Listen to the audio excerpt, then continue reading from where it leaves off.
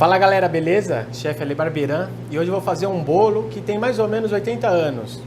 80 anos, nossa, que bolo antigo! Fala, não é que ele foi feito há 80 anos, a receita dele tem 80 anos, tá?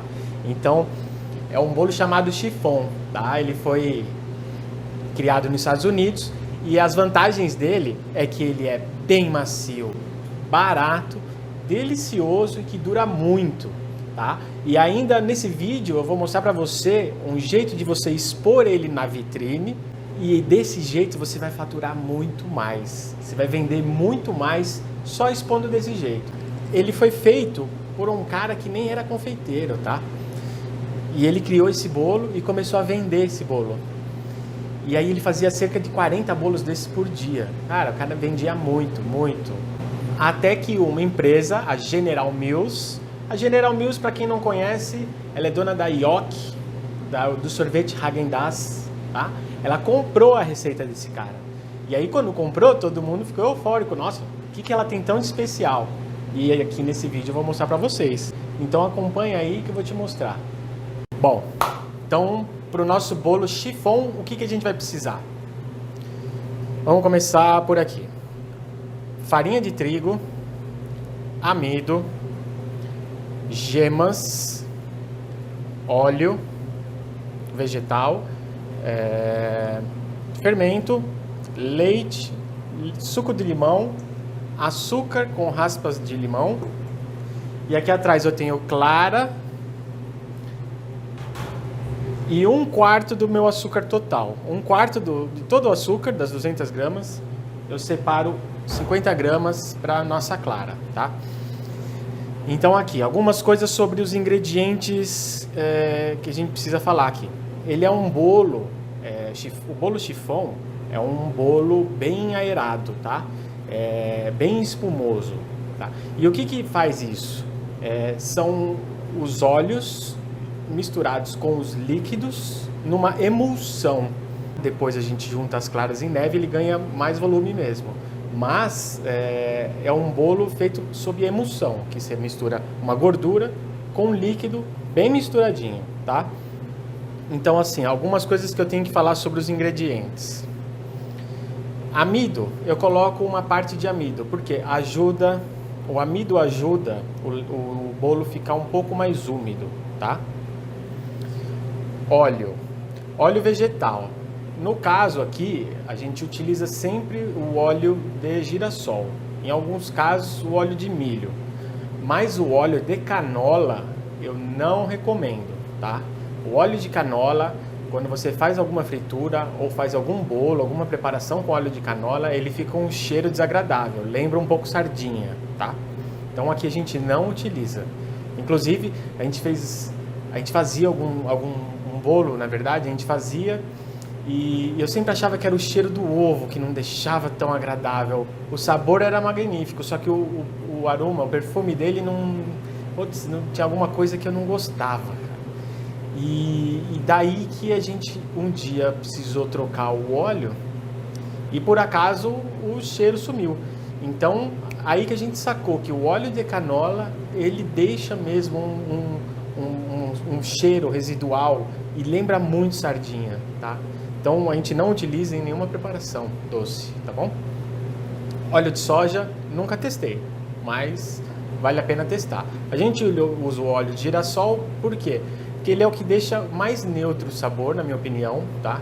O óleo de milho, ele deixa um pouquinho de sabor de milho, então dependendo da preparação até legal, mas nessa aqui eu vou utilizar o óleo de girassol, tá? Raspas de limão. Eu joguei as raspas direto no meu açúcar. Aí o que eu faço? Eu macero as raspas de limão,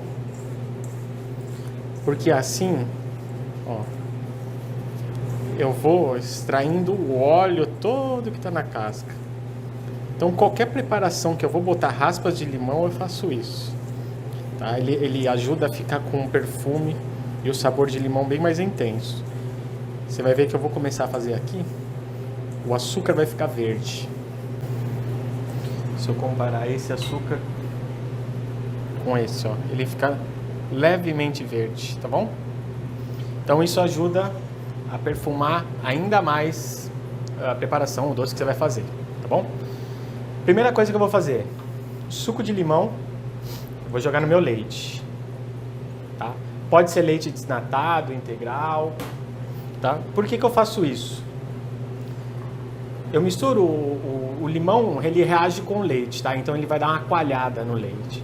E isso vai conferir uma maciez a mais no meu bolo, tá? É igual aqueles bolos que você coloca iogurte, ele fica um pouco mais macio, é exatamente isso.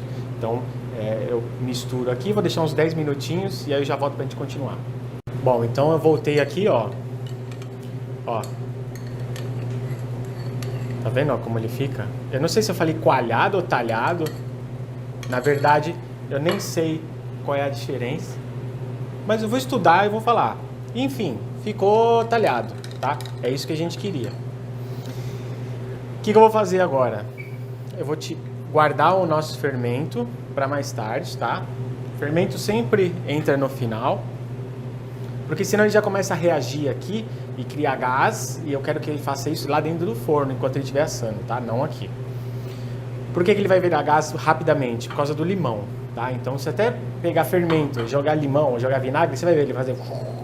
Então, no momento que entrar em contato o limão com a acidez, né? Com o meu fermento, aí ele vai começar a agir, tá bom? Então, eu não quero isso agora, só no final. Então, eu vou pegar um bowl, cumbuca, pote, e vou jogar todos os meus secos. O açúcar, a farinha, o amido. Aí o que eu vou fazer? Vou jogar a nossa gema, o nosso leite e o óleo, tá? Vou misturar tudo. Ele é facinho de fazer esse bolo, facinho. Dá pra fazer no liquidificador também, mas eu acho que não precisa não, tá? Ó, dá pra ver que ele tá bem emulsionado, tá vendo aqui na lateral, ó, ó. Ele não tá separado, tá tudo bem emulsionado. Então vou pegar esse cara, vou guardar aqui do lado. Minhas claras, jogar na batedeira. Então agora eu vou começar a bater minha clara até começar a virar uma espuminha. Eu entro com açúcar e continuo batendo. Bom, agora aqui, ó, já começou a criar uma espuminha. Eu venho com o meu açúcar e jogo aqui. 1/4 do meu açúcar total eu jogo aqui. E agora eu vou bater até ficar um pico, tá? E eu vou mostrar o ponto pra vocês. Então vamos lá. Bom, aqui nosso merengue. Ó, pico firme, tá? O que eu vou fazer agora? Pegar aquela nossa preparação, tá? De todos os secos e os úmidos, menos a clara e 1/4 do açúcar. Vou juntar com o meu fermento e vou colocar as claras batidas em neve e vou misturar e forno, tá? Mas antes disso, eu quero mostrar uma coisa pra vocês. Parece que é uma nave espacial, né? Essa é uma forma tradicional de bolo chiffon, tá? Então, ela é uma forma com um furo no meio, só que com fundo removível, tá? E tem essas aletas aqui e essa parada. Por quê? Para ele ficar de ponta cabeça. Mas como? Ponta cabeça. É, ponta cabeça. Depois que ele sai do forno, ele é tipo um panetone. Não sei se você sabe, mas o panetone, depois que ele sai do forno, ele tem que ficar de ponta cabeça. Senão ele é tão leve que ele murcha. Ele vai... Tá? Então, esse é um tipo de bolo que ele tem que esfriar de ponta cabeça. Agora, como eu faço para ele não cair? Por isso que eu preciso ter um fundo removível, tá? Em hipótese alguma, ó, escuta bem. Em hipótese alguma, você vai untar essa forma, tá bom? Eu vou falar de novo. Em hipótese alguma, você vai untar essa forma. Sabe por quê? Quando você não unta, o bolo ele vai grudar na lateral, certo? É isso que a gente quer. Por quê? Ele é um bolo leve, assim como o pão de ló, como eu falei, né? É um bolo bem parecido. O pão de ló e o chiffon, eles precisam crescer. E como que ele faz?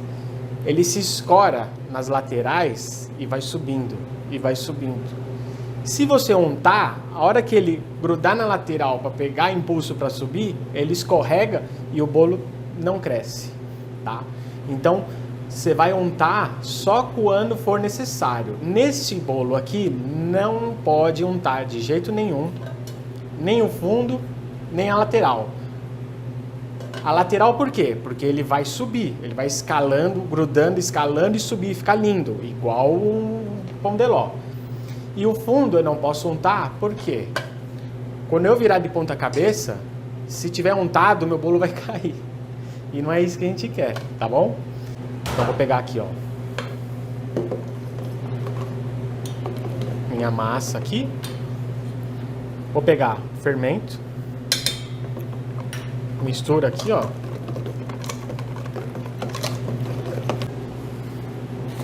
Agora eu começo a juntar aqui minhas claras delicadamente. A primeira, você pode misturar um pouco com mais força, tá? Assim, ó, você pode misturar com um pouco menos delicadeza, tá? Aqui, ó. Então assim, ó, eu mal dissolvi, já vou colocar no mais.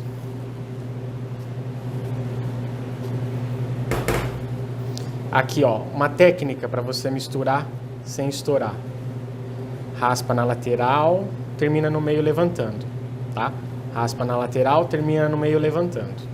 Ou tem confeiteiro que faz assim, começa no meio e termina raspando a lateral. Começa no meio e termina raspando a lateral, tá? Mas ó, você tá vendo que é o meu movimento dessa mão que tá fazendo assim, ó, e essa faz assim? Então assim, a junção das duas, eu consigo dar a volta no bol inteiro, ó. Sem mexer muito, tá vendo? Ó. Então, ó, essa mão só faz assim e essa vai puxando pra cá, tá? Então vamos lá de novo, ó. E de baixo pra cima, você tem que sempre puxar do fundo pra cima, tá? Ó. Bom, vamos pôr mais aqui. Uma parte e ó, com delicadeza. Eu tô fazendo rápido, porém eu estou sendo delicado com a nossa massa. Olha como ela fica fofa. E vou pôr a última parte aqui, ó. Tá, então agora você tá entendendo por que ele fica um bolo tão leve. Então aqui, ó. Ó que massa bonita. Ó. Ó. Leve, leve, leve. Então agora meu forno tá pré-aquecido. Então eu já vou colocando aqui, ó. Só jogar num lado só que ele vai espalhando sozinho. Então aqui, ó. Nosso bolo vai pro forno. 160 graus, forno baixo, para ele ficar retinho, tá? E eu já volto. Voltamos e aqui, ó, nosso bolo. 40 minutos depois, tá? 35, 40 minutos no meu forno, mas como eu digo, o tempo é quanto for necessário, tá? Então, você tem que ver se ele já tá dourado, o cheiro de bolo, e aí espeta, tem que sair sequinho. Espeta com um palito, uma faca, tem que sair sequinho. Aí ele saiu do forno, e o que eu fiz? Eu virei ele. Então, ó, ele veio, eu fiz assim, ó, uau, e deixei ele descansar assim, tá? Então, como eu disse, que nem panetone, ele tem que esfriar de ponta cabeça, porque ele é muito macio. Então, se eu colocar ele na posição normal, ele acaba afundando, tá? Então, ó, sem medo, não cai, tá? Então, ó, fica bonitão. Dá pra pôr assim também, tá? Por isso que ele vem com essas aletinhas assim, ó. Só que dependendo da quantidade ele fica grandão, tá? E assim eu acho que ele resfria melhor, tá bom? Então já tá frio, agora eu vou desenformar. Eu uso essa paradinha aqui, que é tipo uma espátula, tá vendo? Ela é mole, ó. Que eu acho que é melhor para você fazer a curva do que uma faca. Além do que a faca também pode estragar, né, a sua forma, pode arranhar, tá bom? Então isso aqui é molinho, então dá pra utilizar. Então coloco aqui no canto.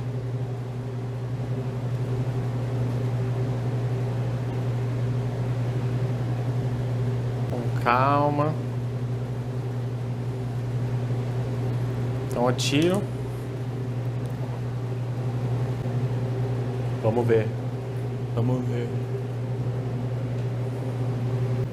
Então aqui, ó, nosso bolo. Acho que eu dei uma machucada aqui.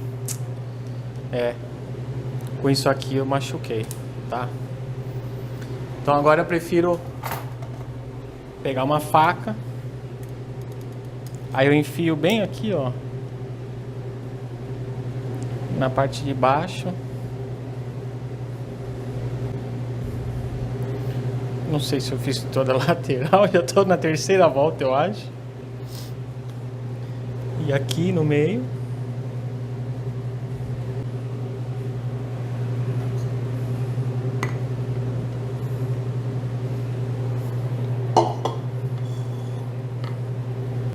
Bom, agora eu vou dar uma limpada aqui e eu vou cortar uma fatia para vocês. Bom, esse bolo, ele não precisa de uma cobertura, de recheio. Originalmente, ele é servido assim, tá? Por quê? Porque ele é um bolo úmido, tá? E bem fofinho. Então, se você coloca um recheio, talvez ele fique mais pesado, tá bom? Então, eu vou jogar só um açúcar de confeiteiro para ele ficar dar um charminho, tá? Um açúcar de confeiteiro.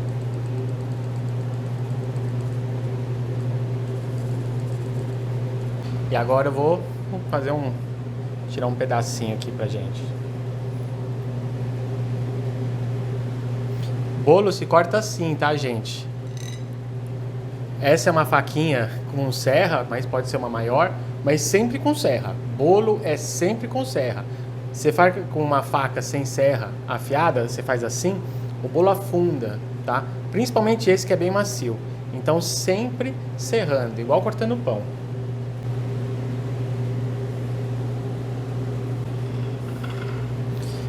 Tá vendo? Como ele é bem fofinho, ó.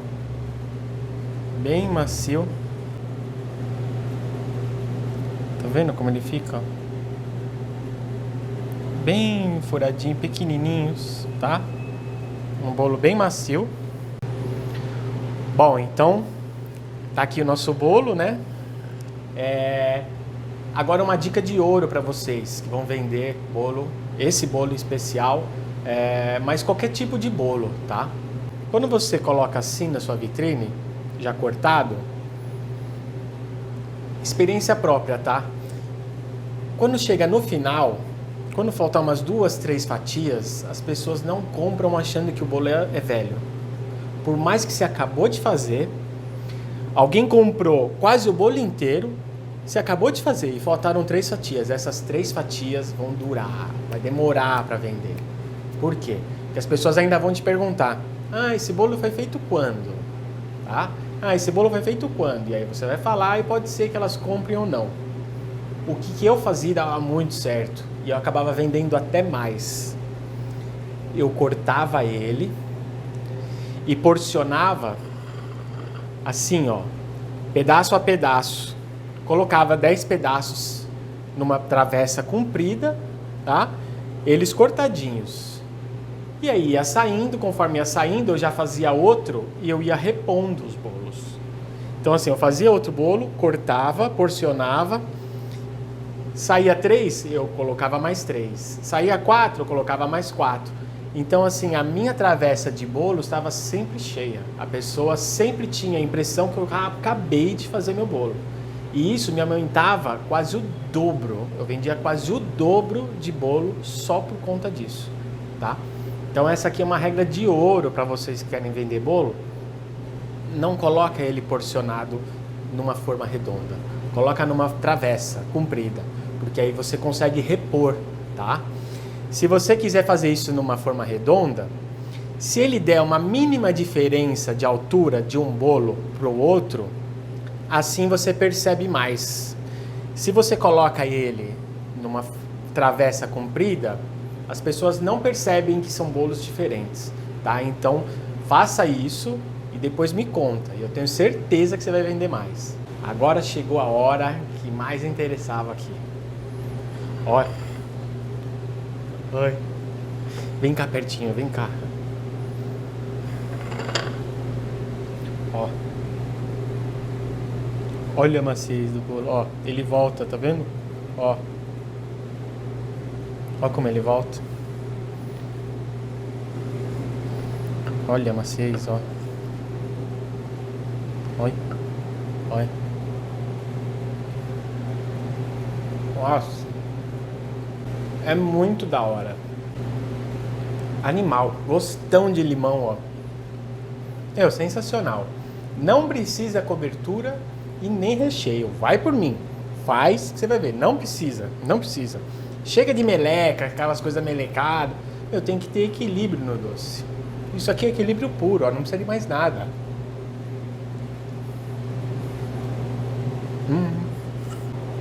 Gostou? Então segue a gente nas redes sociais, Instagram, Facebook e no YouTube, Chefe Ale Barberan. Segue, comenta, tá com dúvida, manda, a gente responde e quem sabe a gente pode até gravar um próximo vídeo, tá? Então, valeu por chegar até aqui e eu quero ver você fazer, hein? Faz e posta aí pra gente ver. Valeu, até a próxima.